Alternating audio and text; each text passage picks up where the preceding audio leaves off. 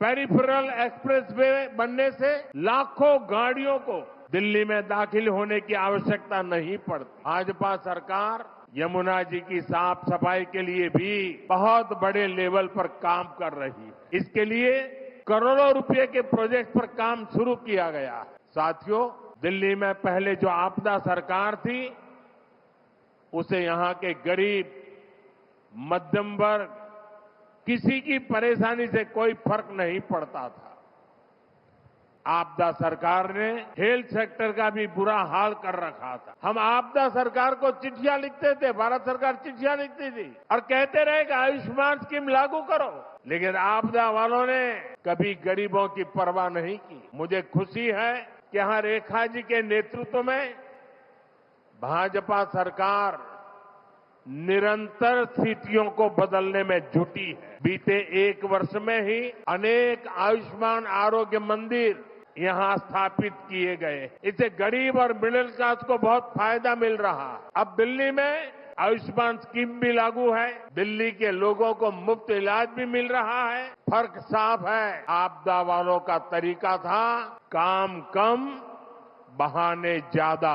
आज दिल्ली में विकास का मॉडल है बहाने बंद, काम शुरू। पहले प्रोजेक्ट फाइलों में दम तोड़ते थे, आज प्रोजेक्ट जमीन पर उतरते हैं।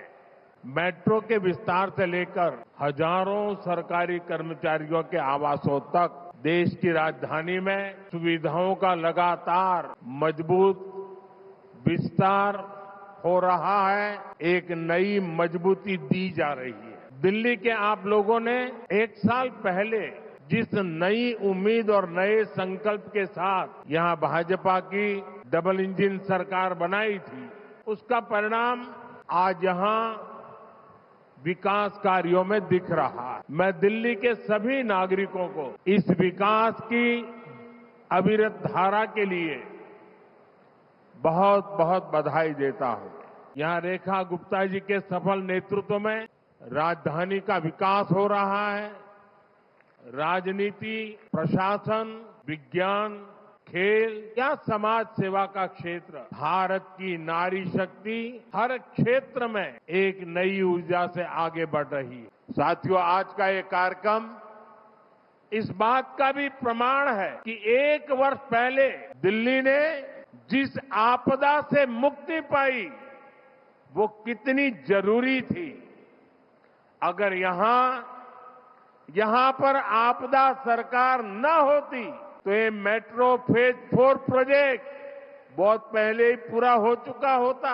लेकिन आपदा वालों ने अपने राजनीतिक स्वार्थ के लिए दिल्ली के लाखों लोगों की सुविधा को ताक पर रख दिया था। अब यहां भाजपा सरकार बनने के बाद दिल्ली के चौतरफा विकास में बहुत तेजी आई है। केंद्र सरकार द्वारा दी गई 4000 से अधिक इलेक्ट्रिक बसें आज दिल्ली के लोगों की सेवा कर रही है और बीते केवल एक साल में ही लगभग 1800 नई बसों को दिल्ली की सड़कों पर उतारा गया है। इनमें सैकड़ों देवी बसें भी शामिल है जो दिल्ली की कॉलोनियां और मोहल्लों को आपस में जोड़ रही है। करीब 10 वर्षों तक यहां जो आपदा सरकार थी उसने विकास का हर काम ठप रखा था। अब दिल्ली से जुड़ी विभिन्न चुनौतियों के समाधान के लिए हमारी सरकार मिशन मोड पर काम कर रही है। दिल्ली का विकास केवल एक शहर का विकास नहीं होता, यह पूरे देश की छवि से जुड़ा होता है।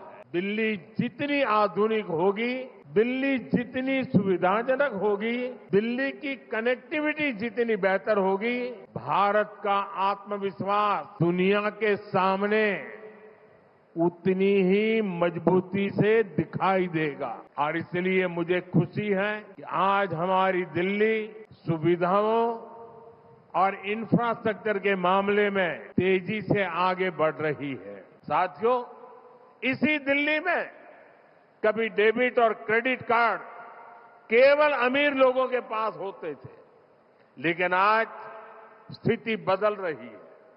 आज रेहड़ी और ठेले पर काम करने वाले साथियों के पास भी क्रेडिट कार्ड की सुविधा पहुंच रही है। कुछ साल पहले हमने संकल्प लिया था कि हम देश में 3 करोड़ बहनों को लखपति दीदी बनाएंगे।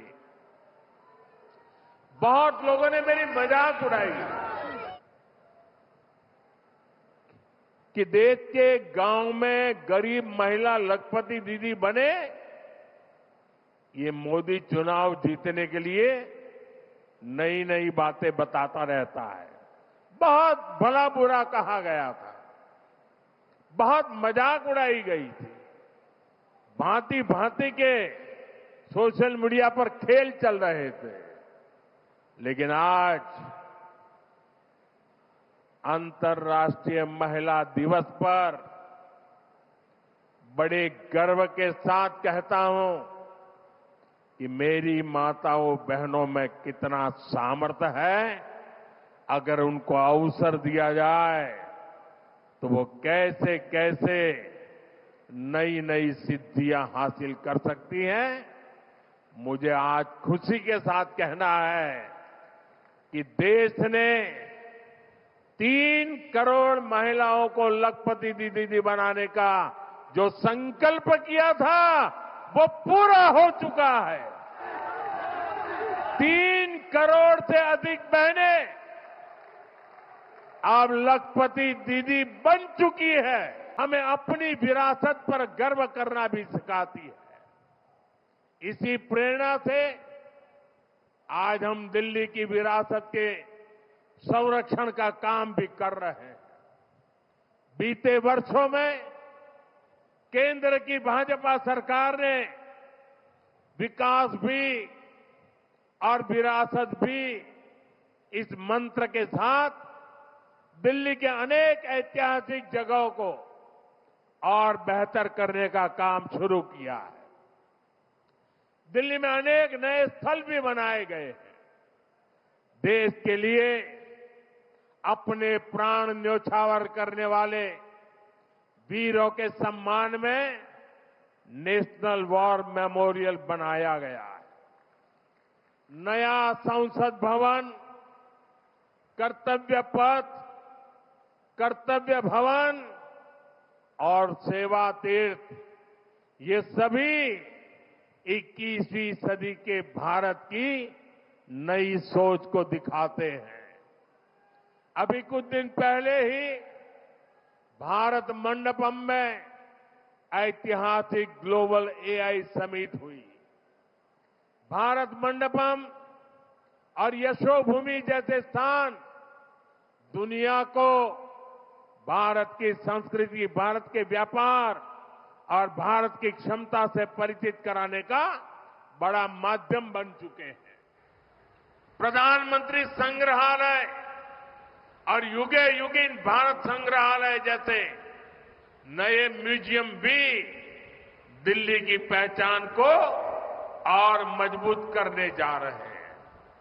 साथियों, दिल्ली भारत की ऐतिहासिक यात्रा का शहर है और आज यही दिल्ली देश के एक नए दौर की साक्षी बन रही है।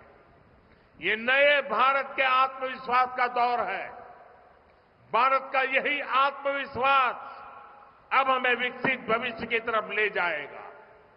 इसलिए हम सभी को मिलकर अपने हर संकल्प की सिद्धि के लिए काम करते रहना है। मुझे विश्वास है रेखा गुप्ता जी और उनकी पूरी टीम के नेतृत्व में दिल्ली में विकास का हर काम और अधिक गति पकड़ेगा। दिल्ली के हर परिवार का जीवन बेहतर होगा, सुखी होगा, समृद्ध होगा।